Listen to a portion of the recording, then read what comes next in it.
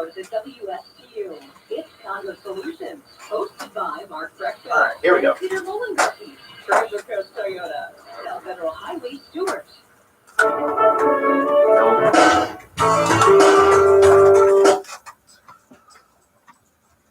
Good morning, and thanks for joining us here on Condo Solutions.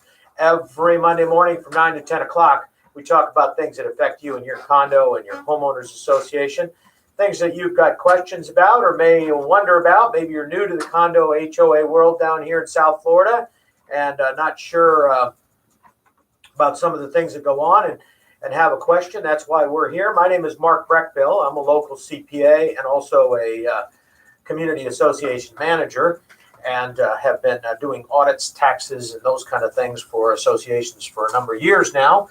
And along with us is Peter Mullengarten. Peter's our attorney. He's with Rosenbaum and Mullengarten. Is that the name of no? What's the name of the firm now? Oh, yeah, that's right. Sorry about that. I forgot. It's been a long time. We've been doing this a long time, I guess. We go way back. So it was one of those. I didn't say, at least I didn't say Becker Polygon, you know. What the heck? Anyway, no, but Peter's been doing this work for a long, long time. He's an expert in the field. He's been handling these types of things for years, primarily on the association side. So those of you that are regular listeners know that he gets a lot of good information to you, and he does a very, very good job with all of the things that we have to deal with here in the world of condos. So we encourage you to call, and I'll give you the number, although we've got a caller that's waiting, so I'm going to get to her in a minute. But 220-9788, 220-WSTU is our number in the studio, so you can write that down. I would mention that, as I say, a couple of things. One, we try to give you the best answers we can, but as you know, we don't have your documents, so we have to go based on either what you have interpreted your documents to say, which we know is confusing sometimes, or based on law and common practice. So we'll try to answer your question the best we can, but we give you what we call radio answers, which means that we don't have all of the documents that we need to give you a solid answer. So if that's what you're looking for, you need to call Peter and set something up with him and go over it. We ask that if you call, you don't have to give us your name, your actual name. You give us any name you want. We just have to have something to call you other than hey you. And we prefer you don't give us your association, because some people will hear that and they'll think, oh, it doesn't apply to me. And as many of us know, a lot of these issues are very similar across associations. We also tend to talk a little bit broader about a problem than maybe the listener's exact question, just in case somebody has a similar but not exactly the same situation, so that it might cover that as well. So we appreciate you joining us, and our first caller's on the line. Bonnie, go ahead. Hi.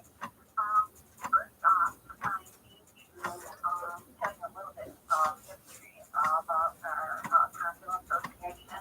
Okay.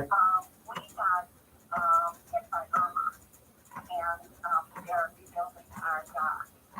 And this is my formal complaint. I'm going to read it to you. And then if you have any questions for me, you can ask me those questions. You can tell me your opinion or point me in the right direction. Okay. Okay. And I recently sent this out to the board a week ago. I'm planning a formal complaint to the community and to the board of directors. And our rules and regulations have been violated by our board by committing storage of both with trailers upon the common ground. On October 20th, three boats were moved from the dock to the maintenance parking area, which is also a guest parking area, and will be for other common things according to our rules and regulations. One other boat is stored on the property opposite the pool tent. And I'm ashamed to say the owner of one of the boats stored is on our condo board, and the other two are his friends. One has recently been removed. The owner of the boat by the pool is on the dock board. I immediately saw the injustice of such move, and I made a verbal complaint to our director, and he told me that it was voted on by the board members. I contact each one of our board members before, one name, I'm not gonna tell them out loud, but 4 people, and 3 of the board members told me that there wasn't any communication to them, and trying to get a communication for them. I feel serious violation of our rules and regulations. They are written for every owner to comply. There are no allowances or no special favors for board members ever. And I ask that the board address this violation as soon as possible. So that's some contended next. Bonnie, can I ask you a couple questions? First of all, you say your docks, you have docks there where I assume the boats normally are in the docks. Yeah, and the dock board, when they were contracting with the new construction of the dock, they had asked each one of the dock owners to remove their boats, and they had to be in they had to be out of the dock area by October 22nd. Okay. Now, a couple other quick questions. Are the docks formally attached to the units, or are they just part of common? We have an actual dock that goes out. We have 15 dock owners on property, and in order to own a dock or a slip, you have to first be an owner of a condo, and then you just keep your license for when people are selling a dock slip. Now they can sell it, so that is it's a separate. Do you have a separate docominium? Is it a separate association that handles the docks? We have a separate board, not who makes up their own rules and regulations, and we have to be each dock owner to put their votes in those slips. Okay, so when you say that they buy the slip from somebody when it comes available, how does that person have the right to sell it? I mean, aren't these assigned by the association? They buy it. These dock slips are bought and sold by the owners of condominium units. Are they units or are they limited common elements assigned to these units? No, they're not. There's 188 of us. Okay. They have to have an opportunity to buy 50 slips. And there are 50, that's why they separated the dock board from the condo board. Okay, so now when if I go to sell my unit, then I can sell my dock with my unit. Yes, you can sell your dock with your unit, or you can say, let's say Joey across the street that doesn't have a dock, he owns his condominium, he wants to buy a dock, I can sell my dock with him. Okay, so they're not. That's kind of weird. No, they can be limited common elements that you can transfer. Yeah. They can be separate units themselves. They have to read a document. Yeah. Know exactly what they are. On our rules and regulations, I have in front of me, it says these rules and regulations shall not include changes to common elements or limited common element appearances. And you can see the dock being stored by the road that you drive by. I mean, the boat. Yeah. The boat trailer, yeah, you can see that. You know, go ahead. They're probably limited common Yeah, elements that the yeah. version allows owners to convey. Yeah, like a garage. themselves. hmm I'm sorry, what did you say, like a boat? Like a garage. Some places have a limited common element. They have certain numbers of garages and parking spaces. Yeah, they and Well, that's exactly what it is. They're taking out parking spaces. yeah, Well, the trailers are those. yeah. But no, we're talking about because So, Mark's trying to figure out legally what these dock slips are. yeah, You know, whether they're limited, whether they're limited common elements or they're separately described condominium units.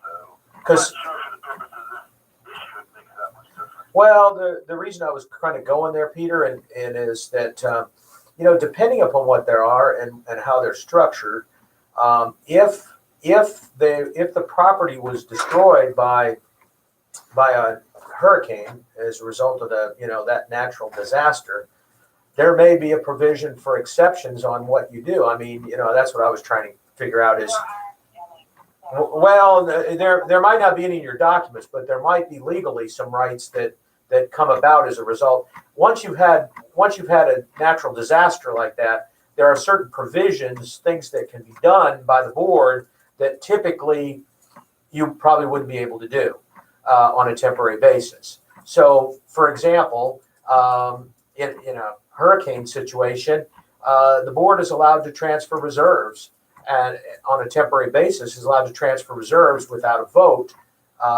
to stabilize the property. And This is the deal, that, they didn't do a rebuild directly, after Irma, and, they decided to wait until, the summer, and of course they started late, so now they're starting the snowbirds coming back. And, what happens is people use those parking spaces after using, and, people are complaining. right, And these are, one guy is on our association, and he lets his best friend park in front of the poles, and it just looks terribly injustified. It's not right. So, I was just wondering, yeah, that's what I'm just trying to, I'm kind of, because there's so many different situations and things that can come into play here as a result of, what, in my opinion, what kind of changes the potential problem is the damage was done by Irma, and Well, these people are, if 50 dock owners have to put their docks in storage and pay X amount of dollars a month, what constitutes our board member of parking his boat and his trailer and his friend's boat and trailer on the property, on property where other people have a right to use those parking spaces? yeah, I'm not sure that they would, but I'm more worried maybe the other 50 people have a right to park there. But I approached the board director, the board, and I said, if you were to do it fair, you should have had this going on to everybody, and everybody could be parking their boats and spaces on the property, yeah. not just the two of them. Yeah, it's there obviously the favoritism thing is a problem. I mean, if there wasn't any kind of provision made for everybody equally, that had equal ownership, I agree with that. But go ahead, Peter. I know you got the legals.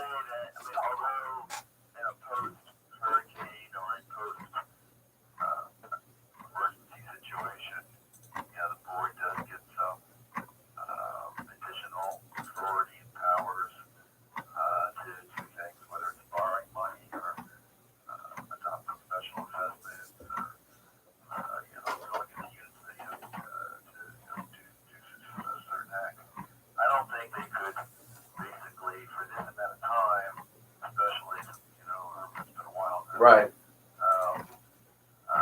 Especially granting individual board members or their buddies, freedom from what other people have to comply with. Right. As far as when it comes to boats and trailers. But, again, in the immediate aftermath, okay, fine. Yeah. Right, so you don't have to quarantine it, but there's. But as far as, long term, depriving other owners of the ability to, park their vehicles or something like that, I think the owners would have to, find accommodations for their boats elsewhere. I don't know, there's no, perhaps there is some equity here where, because this was a natural disaster, people had to put their boats someplace, but, obviously I don't think it's correct for, I don't think it's correct for, obviously a board member and, their friends to be granted an exception. Peter. Do about it? No. Obviously, any owner has the right to enforce these documents too. Yeah. Against, Sure. Against other owners. Making a complaint to the state on something like this may or may not do anything, quite frankly. Since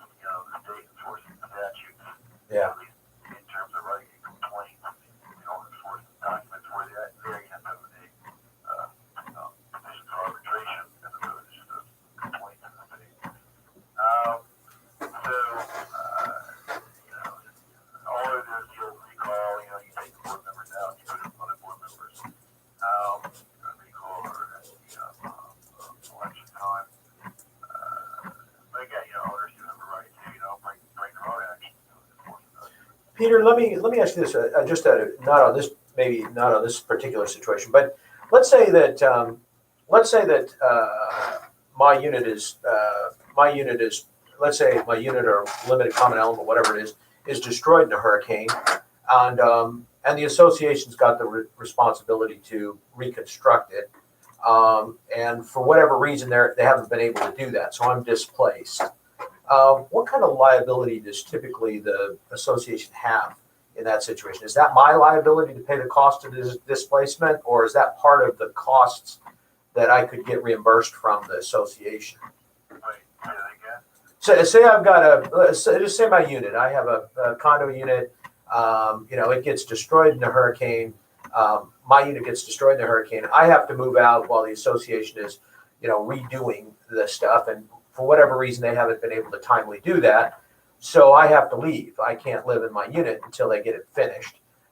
It's not safe. So what obligation financially does the association have to me? Do they have to reimburse me for some of my costs of having to rent a place or move someplace? Or It depends. The only way that well, there's one case I saw where they did, but that's where they chose to use a specific unit as a staging and storage area for materials. right? So the guy is an old case that's a hurricane. That was the one down in Miami, right? Yeah. Where, for whatever reason they chose because I guess it was cheaper or more convenient. So as they were rebuilding, they used that unit or two as their staging storage area, staging, area to store material.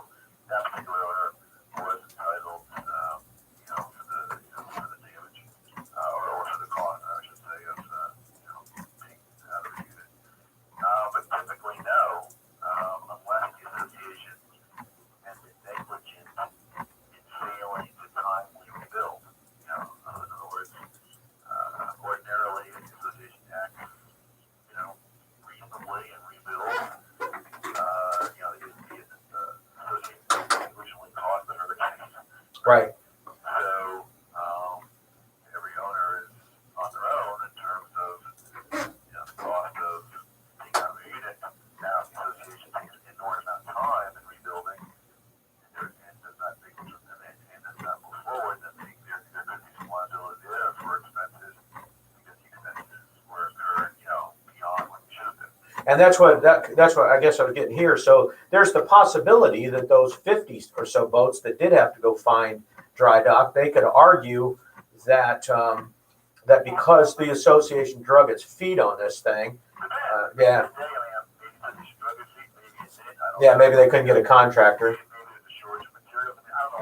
Right. No, they just didn't contract people a month ago, Yeah, but sometimes, Bonnie, I will tell you, in the dock world, in that area, there are very few contractors in that area because of the workers' comp issues and the maritime laws that come into play. It's almost impossible to find, depending upon how far that dock is. Even if the dock is a few feet, it can be very difficult to find contractors. So that I wouldn't necessarily say that was just they just may have waited because you got to remember a lot of these guys do work all over the state of Florida and they're still down in the Keys and down in Miami and places like that trying to fix docks. So it's possible that they couldn't get anybody or the cost was going to be astronomical to get somebody on a basis before that. But I was just trying to figure out that there may be some issue. I think that you did the right thing, Bonnie. I think you put the association on notice. I mean, I think that they, you sent the letter. Did you send it certified or just a regular mail? I just did it on our website. Well, On the website, and I sent it, basically that's what I did. well, I might. Peter, jump in here. I think I might turn around and send it to the board, certified, as a written certified. You send it through the website maybe, but I wouldn't take any chances. I'd go ahead and send it certified mail. I know it's down there because. Well, no, it's not. It's not that. It's not that. It's a question of documenting the timely filing of your complaint. That's what we're talking about. So, What is really Mark, with the real issue is if you're going to, I guess, write an inquiry, I want to call it a complaint, right. Inquiry Okay. And then you send it by certified mail, and that way, the board is obligated to respond. Right. And they're not obligated to respond to anything else. And if they don't respond, you can get legal. Complaint, because I don't mean a request to inspect records. Right. Right. But if you're making an inquiry, that's actually the right to take a complaint. It was changed from complaint. Oh, okay. Sorry. But that was a while ago. But if you're making a I'm old. like, what are you doing about this? Or why is this? Or why is that? Or what, some kind of inquiry, question. You send it by certified mail. The association, within a certain amount of time, must provide you with a substantive response. And they have a choice of how they want to respond. Either they can request a legal opinion and then respond after that. They can throw your question to the state, and then after they get a response from the state, they can respond and they can respond on their own. But and there's time frames. Anyway, long story short, if they fail to give a substantive response within the statutory time period, then if there ends up being litigation or arbitration out of that inquiry, the association is precluded from recovering its attorney fees to feel the timely response to the initial inquiry. So in order to compel a response, it is always better that the inquiry or the complaint by certified mail. So you answered my question. So you answered my question. I can file something with the state. I can petition for arbitration. Correct? And I correct to assume that you want to say we have a total recall of the board members. Well, you could. Well, you can recall one, all, depends how you do it. Okay, great. That takes a majority. You can't do it individually though. That takes a majority of the owners. Yeah, that takes a majority of the owners to recall a board member. Truly, I'm not, to bring up a suit. If I could do it myself, I'm a condo owner, so, that's not an option. I just want to get it settled to appeal to the board's, hearing. Well, and Bonnie, I would, like I said, I mean, I think the complaint to the state is probably not going to, it's probably. Right. But I would do what Peter just said. I would, I would send it certified, the inquiry certified, because then if you do have to go to arbitration or if you do have to pursue it, because a recall is hard to get. So if you do have to go to an arbitration situation, then at least you know that that you're not going to, that if they win for some reason, that you're not going to have to pay their legal fees, or if they fail to respond. So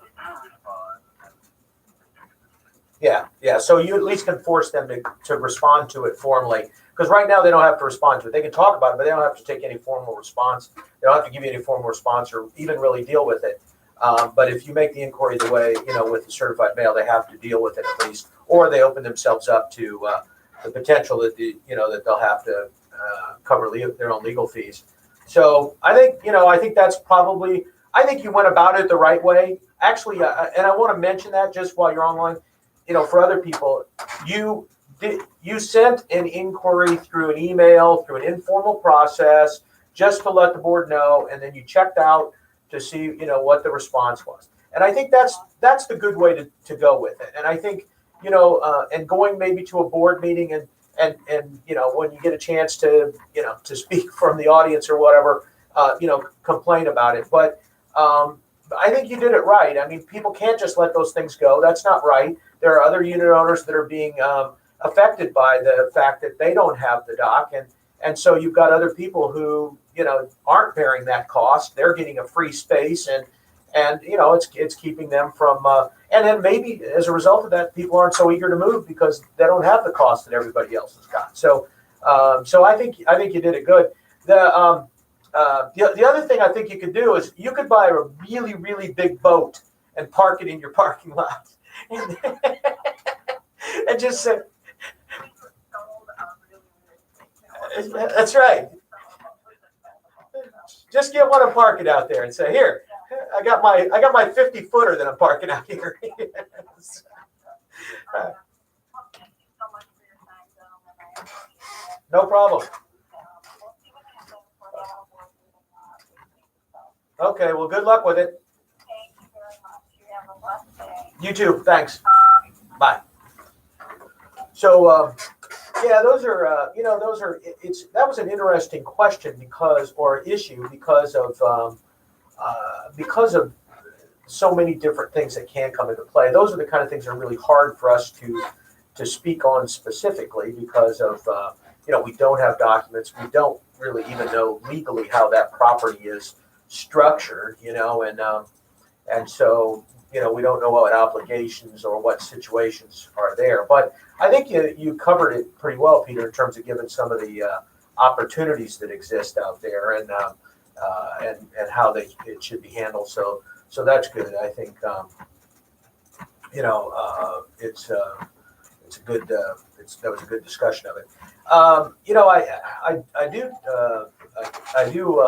know that a lot of times you get into these issues, and many times with especially with docs, those there are so many different ways that the doc situations are handled at various associations. Everything from first come first serve to specifically owned by a unit, to even separate condominiums, which we've seen some of those. We have a caller, Louise. Go ahead. Louise, go ahead. Sorry. Good morning. Good morning. Thanks. I just have a legal question. Okay. We have a hot tub separate from our pool, and it probably states on a big sign that it must be 18 for the hot tub.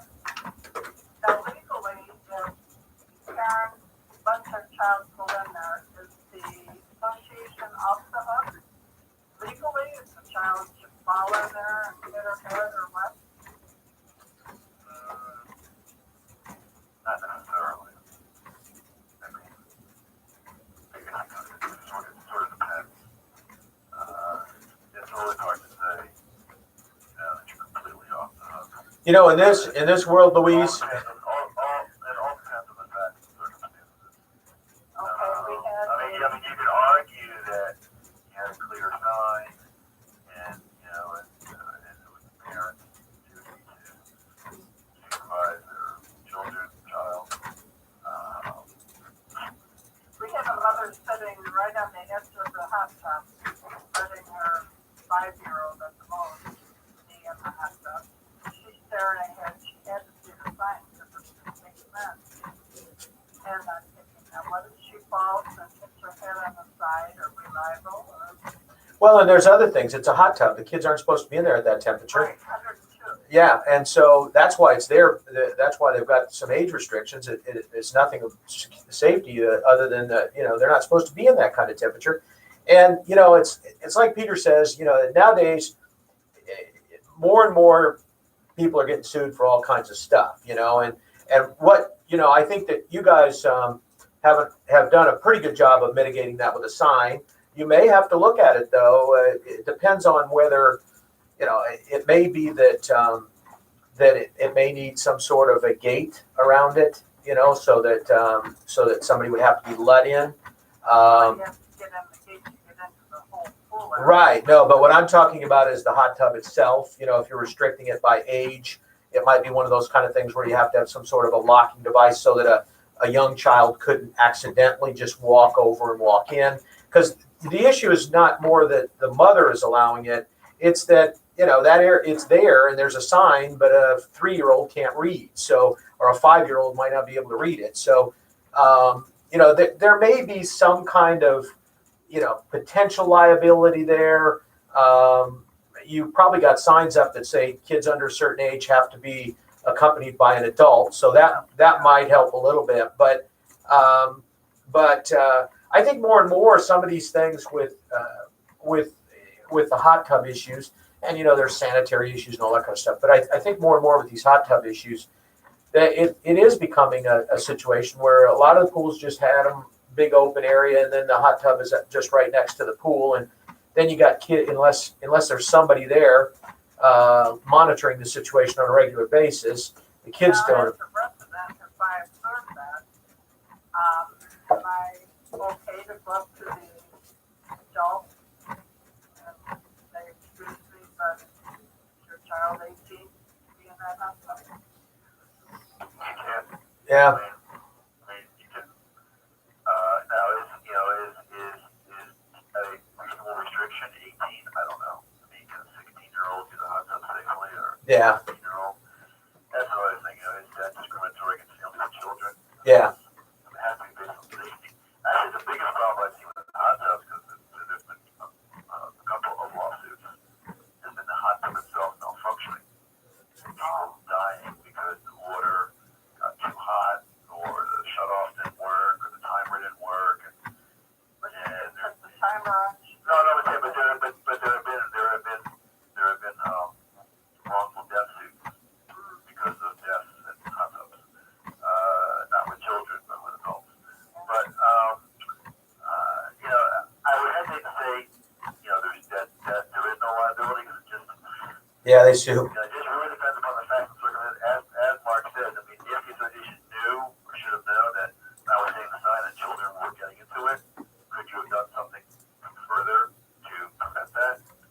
So, it's just hard to say that there is no liability. I would always assume that anytime there's an incident on your property, there is potential liability. You answered my question.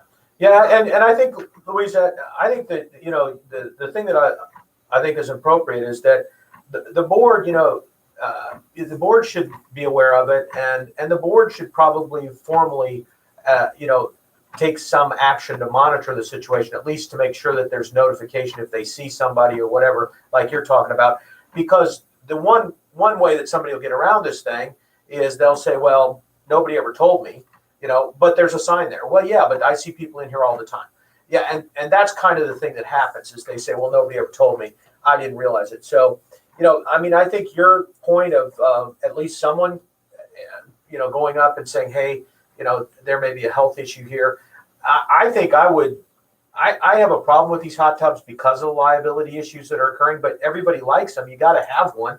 But if it were me, I would take a look at what the age actually is for safety purposes. At what age is it okay for somebody to be in temperature of 102 degrees or whatever? And so I would post that age. That's the age I would utilize. Yeah. Yeah, that's obviously, that's a, yeah. And the other thing I would look at, Louise, is I don't know what, but maybe it makes sense to put a second gate that, but well, what's, if you get sued for $1 million, you got a lot of money to spend. So that's the thing.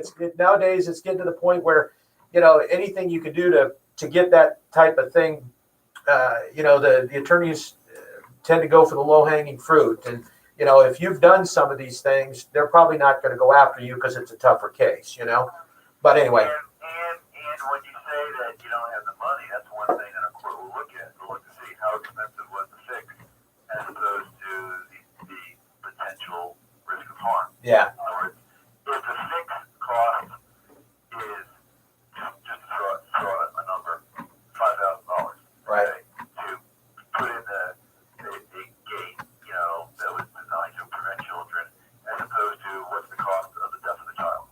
Right. Okay, 5,000 versus, fill in the blank. Yeah. So, Everybody goes through orientation. We go through all this stuff in depth. Yeah. And they don't pay attention really. again, I'm not saying that, you are going to be hit with a $1 million lawsuit, but, look, when bad things happen, Yeah.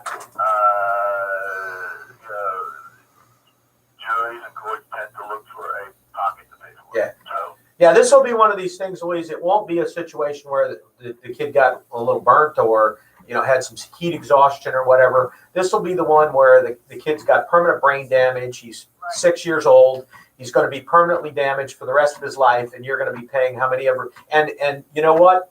He was going to be the first president of the United States that was a brain surgeon and a nuclear scientist. So obviously he was going to make a gazillion dollars a year. So anyway, I'm just. Yeah, exactly. So the cost is no object. But anyway, So yeah, but I think it's good to bring that up, and I would know. I mean, maybe the board, maybe they're not fully aware of what's going on either, because sometimes, board members don't always hang out at the pool, or they may not see it happening as much, or may not be paying attention. Yeah, so I would do what you suggested, and I think you're good to point it out. At least it's an issue. It's a safety hazard for the association. Okay, thank you very much. You keep up the good work on the show. Enjoy it. Thank you. Thanks for the question. Happy Thanksgiving. Same to you. Bye-bye. Bye. I guess happy Thanksgiving, and we should have said Happy Veterans Day, as yesterday was. Today is the official holiday, I guess, but mention that too. So those out there that are celebrating the holiday, we appreciate all of your service and all of the things that you've done. I know many of you are out there in our condo associations trying to, What's your name? trying to take Roberta. enjoy the rest of your life. So we appreciate all your service and everything you've done. We have another caller here. Let's see what we can. Hang on a minute. I'll get. Okay, Roberta. Go ahead, Roberta. Good morning. Morning. There's some confusion in my condo community about the notice of board meeting. And somebody has referred to the statute that doesn't mean stuff. And there's this line in that about written notice when a non-emergency amendment to rules regarding unit use has to be mailed 14 days in advance. And the question is that different from the regular notice of meeting board meeting thing? Because in our community, it's put on the bulletin board like 3 months for the third Thursday of the month is the board meeting is, say, October, November, December, whatever. And so is there something different that needs to happen if they're going to consider making a change in the rules that affect you or not? That is an excellent question, and this is something that every condominium association needs to be aware of, and also applies to HOA too now. But ordinarily, a board meeting only requires a 48-hour posted notice, posted conspicuously on the property in the area that is designated for the posted notice by the board. However, there are a few instances where this 48-hour posted notice is not sufficient. And by the way, that notice means that you have to post a date, time, place of the board meeting with the agenda. Now, there's a couple instances in particular where that's not a sufficient notice. One is where the board is going to adopt or consider adopting a non-emergency special assessment, in which case that board meeting must be noticed by mailing or delivering or electronically transmitting the notice and posting it on the property 14 days in advance, minimum 14 days in advance. So both posted and sent to the owners 14 days in advance. The same type of notice, that 14-day notice, is also required for what you just described, where the board is going to be considering amending or adopting a rule regarding the use of the unit. Not the use of the common elements, let's just, for example, going back to the other caller, not for hours that the hot tub is open or hours the pool is open or something dealing with the common element, but a rule regarding the use of a unit. And just for example, I guess maybe they pass a rule saying you can't have hard surface flooring other than the kitchen or something, or you can't play your music loud past 10 o'clock or 11 o'clock or whatever time. You can't rent your unit. Or whatever the unit use restriction is, that type of rule, again, either a new rule or change to an existing rule, and again, the 14-day notice, mailed, delivered, transmitted, and posted. Now, electronic transmission is only to be used for those owners who agreed in writing to get their notice to them sent by email. Not every association does that. Now, is it going to be at the other board meeting where it needs a 14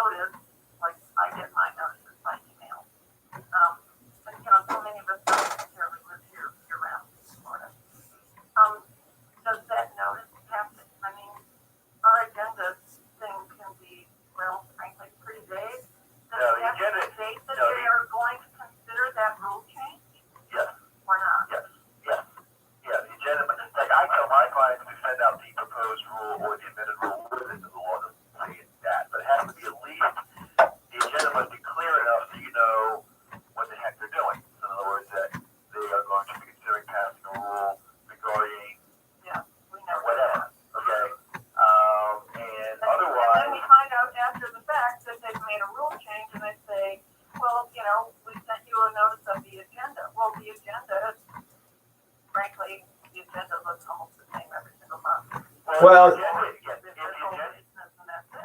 If the agenda is that vague, or that ambiguous that you could not tell, what they were doing or what they were considering doing, then that rule could be challenged later on for not being adopted properly, following the proper procedure. Because owners, even though, again, I'm also assuming, I don't think it's a bad word to use, I'm also assuming the board has the authority in your association to adopt rules.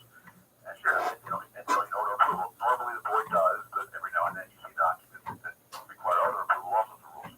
But, so, if the owners, like yourselves, even though you may live out of town or whatever, but you weren't aware of what they were doing at this meeting, then that rule, again, like I said, is susceptible to challenge for not being properly adopted.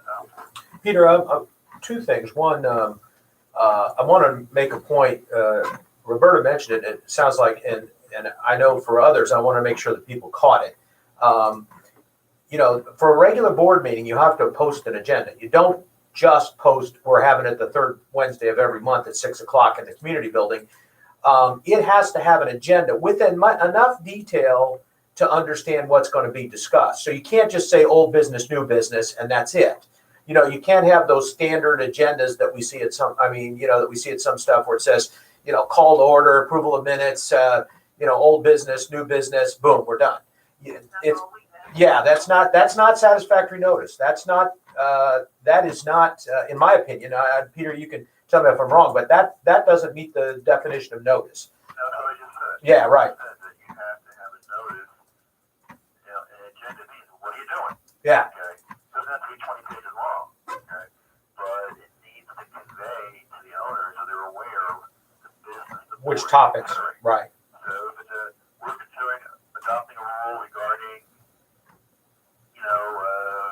whatever use of the unit, regarding flooring in the unit, okay, or regarding, the hours of, playing music in your unit or something else dealing with your unit. They need to, the agenda needs to be specific enough. And what do you cross that line? Well, Yeah, but and what I was getting at, Peter. Well, in my community, it's like, after the fact, when we get the minutes, we find out that something has happened, and the board voted to change a rule, and we really didn't even know that was going to happen. And so what's the recourse after the fact? They say, well, if you cared about this, you would have been at the meeting or written a letter or done something. You would say you didn't get proper notice.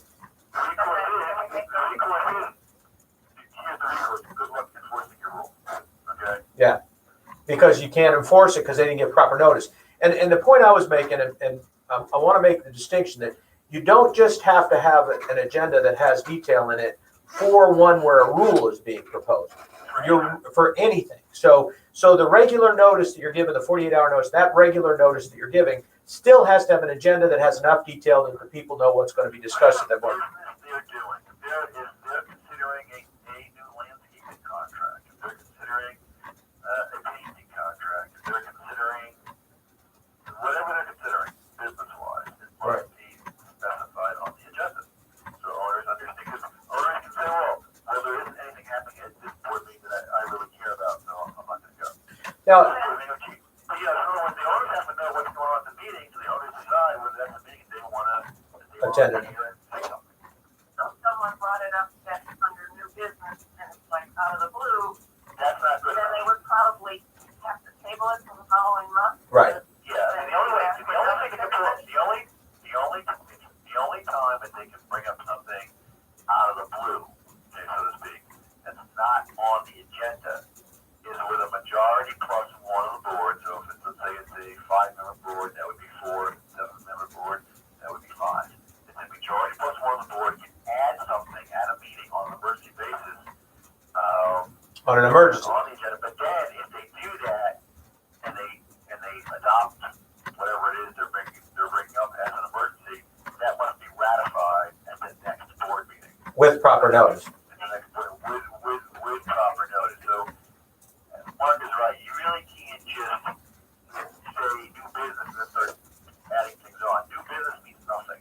New Yes. It's just, new business is just two words, okay? Yeah. It tells you nothing substantive. Like it's real key here is the agenda must identify any substantive issue that the board is going to be considering. And it must be in a way that the owners understand what the heck it is that they're going to be talking about or voting on. Yeah. And the other thing I want to, Roberta, the other thing I think that I think, and this is a question for Peter, now those rules and those have to be filed, right? Before they were, do they have, just for HOAs? Okay, that was confused. Okay, sorry about that. Yeah, the HOAs have got to file those rules now, so that's. Some condos, some condos, the rules are recorded, some they're not. Right. So I would say more often than not, they're not recorded. It doesn't mean they're not enforceable. Right. Okay? So that's the case by case. The HOA law would change it. It appears you're supposed to record them. But, talking about this specific issue, just to say it one more time, again, rule regarding use of a unit, amendment or new rule, 14-day notice, posted and sent to the owners, and the agenda must indicate that they're going to be adopting a rule. And I would indicate at least in a few words to summarize or describe what that rule is. Okay? Yep. At least the topic or the issue that it's addressing. Yep. Okay. All right. Thanks, Roberta. Good question. All right. Yeah, that was a good question. It's. Because this is something that is a day-to-day operational matter that every association is going to deal with from time to time. And if you don't do that proper notice, whether it's for a special assessment or for the rule, then that special assessment or that rule is not going to be enforceable for not being properly adopted. Yeah, and it's. I'm glad she brought up the question or the comment about, or she mentioned the comment about the way it's posted in her association. And I'm not picking on her association. We see that. Yeah, they put it up for months in advance, saying, okay, we've done our posting, but they don't put the agenda up. So yeah, everybody knows what the time is, but nobody knows what the meeting's going to be about, and that's not considered notice. So now they can put the time up there and the place and all that kind of stuff. Months in advance if they want, and then post the agenda for that specific meeting as long as it's posted in advance. But keep in mind, when you're talking about the things that Roberta was asking about, a rule that affects the use of a unit, that requires a mailing, and it requires a 14-day notice with a mailing, and so that takes a little bit more action. So mailing and posted 14 days. Yeah. And so a lot of people forget that, and it does come up.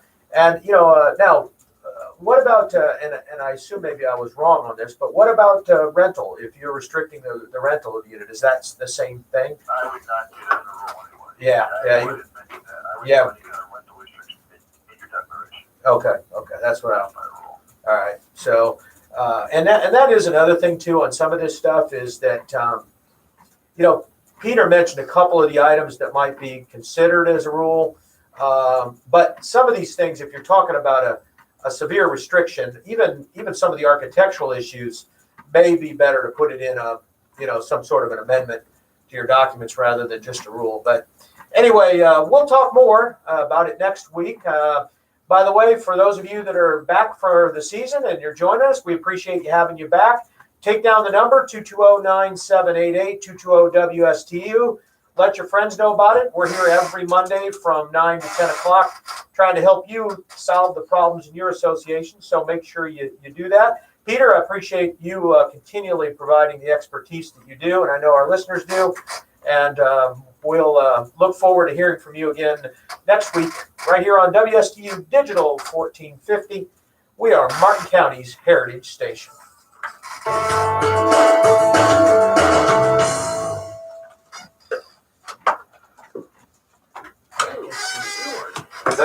So back in season. Yep. Martin County's Heritage Station. Nice to have the questions. Yeah. It's the most destructive